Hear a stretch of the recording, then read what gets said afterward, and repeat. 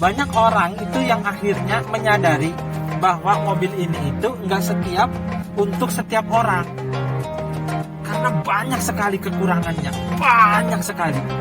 Itu intinya gini, ini mobil itu mobil sangat egois. Ini mobil yang paling egois yang pernah ada.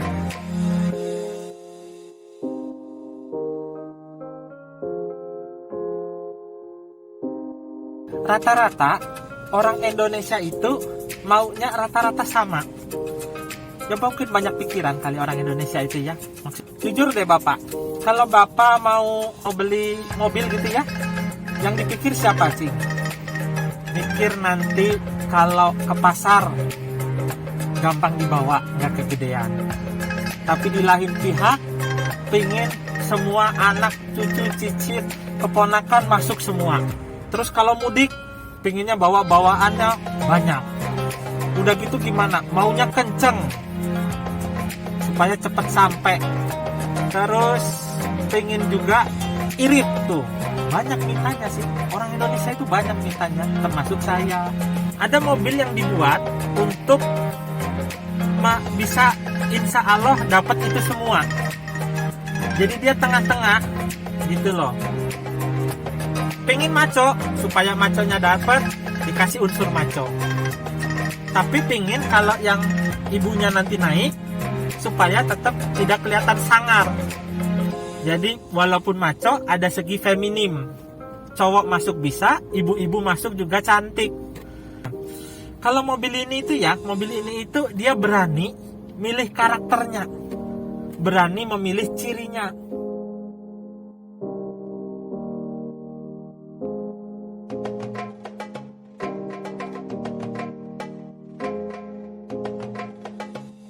Intinya mobil ini cuma untuk orang yang cinta loh. Ciri daripada cinta itu gini loh.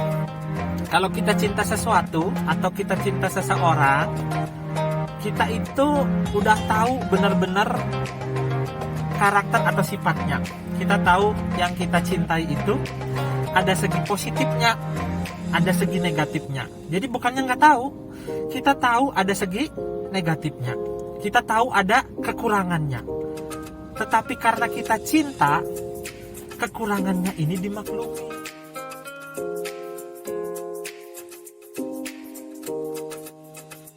Dan kekurangannya ini gak dimasukin hati. Begitu juga mobil ini. Mobil ini itu kalau gak cinta, gak cocok. Pasti dibuang lagi, pasti dijual lagi.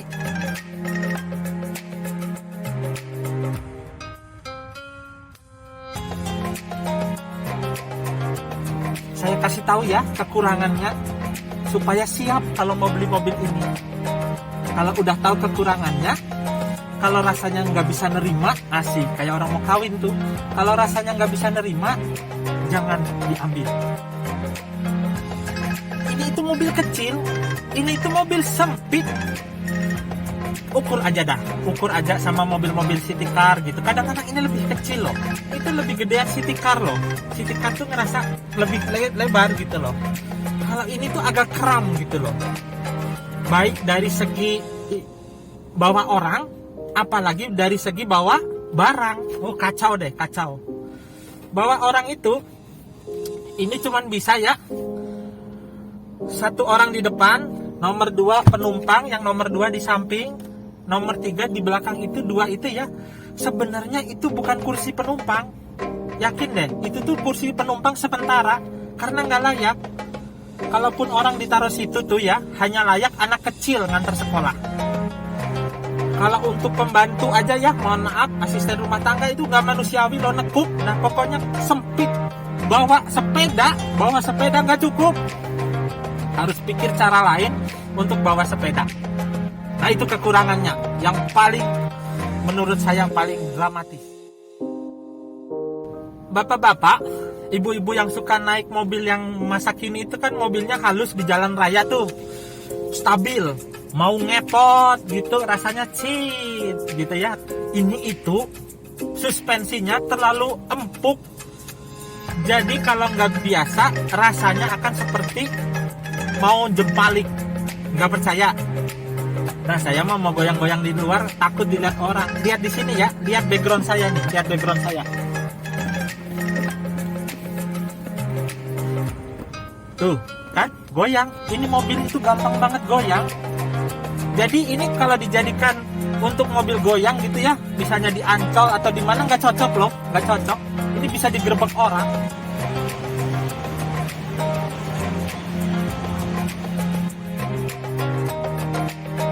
Ini saya jujur ya, saya kan nggak jualan mobil ini ya, saya ngasih tahu aja pemakaiannya itu gimana. Ini mobil nggak irit-irit amat loh. Alasannya apa? Satu, biasa orang kalau pakai mobil ini bannya itu pasti bukan biasa, walaupun ada ban biasa, tapi bannya itu biasanya diganti. Jadi telapak bannya itu gede. Jadi tahanannya kalau mau gerak itu ya, mau gerak itu lebih gede tenaganya yang dipakai. Kayak kakinya itu berat gitu loh. Kakinya itu untuk gerakinnya berat. Nomor 2, bikin kelihatan bagus itu kan kotak ya. Kotak. Lihat dah mobil-mobil zaman sekarang tuh. Bentuknya itu aerodinamis. Bentuknya itu wow gitu ya. Bentuknya itu gini. Sehingga kalau ada angin nabrak gitu ya, mereka didefleksikan. Didefleksikan itu dialirkan. Kalau ini enggak. Ini angin ditabrak. Angin ditabrak karena mobilnya itu tegak, mobilnya itu bentuknya kotak. Kalau kecepatan tinggi itu push kayak dorong angin. Yang lain yang bikin gak irit-irit amat, kan udah tahu tadi mobil ini kecil, jadi biasanya dia harus bawa carrier tambahan supaya bisa bawa untuk peralatan atau barang-barang. Bayangin aja ini kayak apa, tahu nggak? Kayak kita lagi di salju, pakai sepatu itu berat mau jalan ya, jeblak, jebluk. Udah gitu anginnya kenceng, anginnya kenceng. Udah gitu tas kita berat. Nah tuh bayangin, tenaga kita habis banyak nggak kalau jalan di salju pada keadaan badai dengan membawa alat-alat untuk kabur dari rumah misalnya.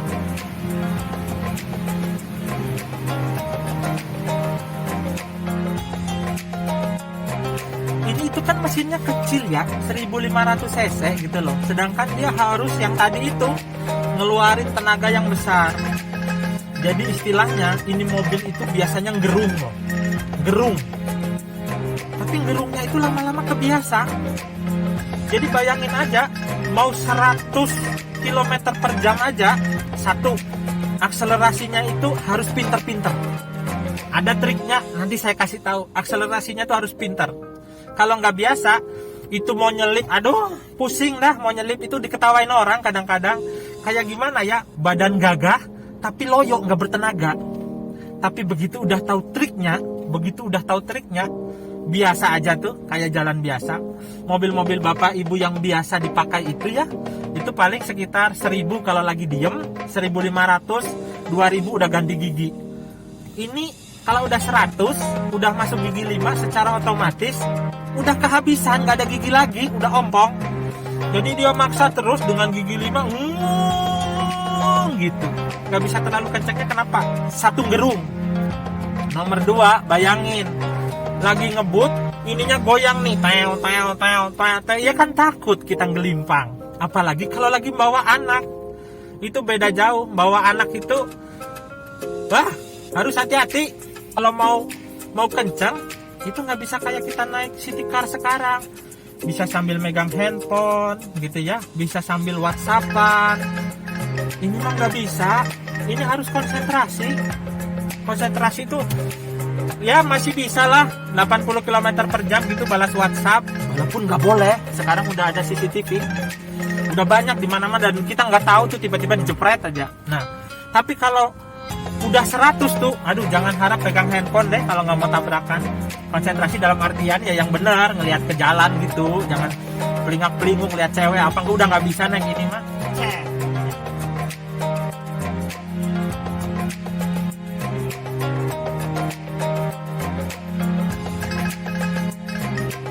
Seperti mobil-mobil lain yang orang bisa masuk belakang lewat pintu depan, pintunya itu pasti panjang. Belakang juga gitu. Mobil-mobil lain kan sekarang ke atas.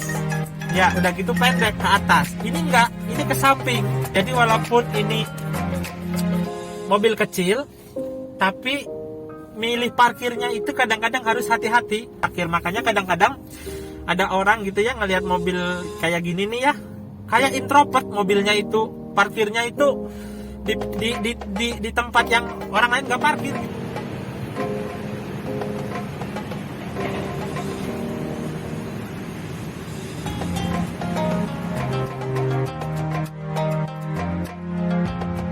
Ini mobil itu tangkinya 40 liter dengan tadi RPM yang tinggi ya, rata-rata ya 250 km jarak tempuhnya. Belum lagi kalau orangnya itu cara nyetirnya itu nggak sekolah, itu kan lebih pendek lagi karena ngegas terus ya. Tapi kalau udah biasa gitu ya 250 km. Jadi ini mobil itu bakal berteman sama Pertamina gitulah. Berteman tuh artinya sering ngunjungin. Mobil ini tuh di atas ada, saya kasih spare jerrycan yang dari besi itu 10 liter. Ya, kalau dilihat mobil-mobil Jimny ini ya, sering di belakangnya ditempelin jerrycan. Itu bukan gaya. Itu takut kehabisan bensin. Head unitnya, radionya bagus. Speakernya itu nggak nguatin. Asal bassnya nggak digedein, treble-nya nggak digedein, sakit telinga, pecah semua gitu. Speakernya itu cuma 2, kanan kiri, di belakang nggak ada, cuma 2. Ya ini sih kalau untuk dengerin berita cocok, dengerin nyambung YouTube, dengerin pengajian gitu ya, nambah pengetahuan apalah, enak. Tapi kalau begitu musik yang jedong-jedong gitu nggak masuk. Jadi ini mobil tuh kalau dilihat salah satu yang bikin kecewa itu kurang kelengkapannya. Tempat minum itu nggak ada gitu loh, cuman ada sedikit. Udah gitu macam-macam lah, tempat pegangan handphone juga bingung. Nah, begitu beli itu harganya nggak masuk akal. Mungkin karena customize ya, harganya itu nggak masuk akal. Tempat minum aja itu yang dipasang gitu ya, itu harganya sekitar 500 sampai 600. Karpetnya itu ya, ini cuman satu baris depan, satu lagi kecil di belakang, harganya lebih mahal. Taiwan itu 1,5, yang aslinya sekitar 2 jutaan 300. Alat untuk rubok lah macam-macam, intinya alat-alat perintilannya itu mahal.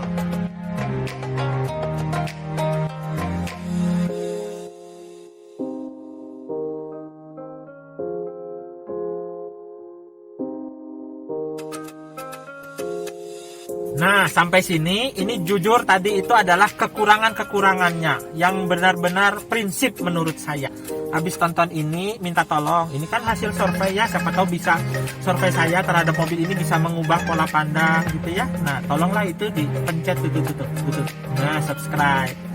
Nanti saya bikinin tentang lebihnya apa sih kalau naik mobil Suzuki Jimny.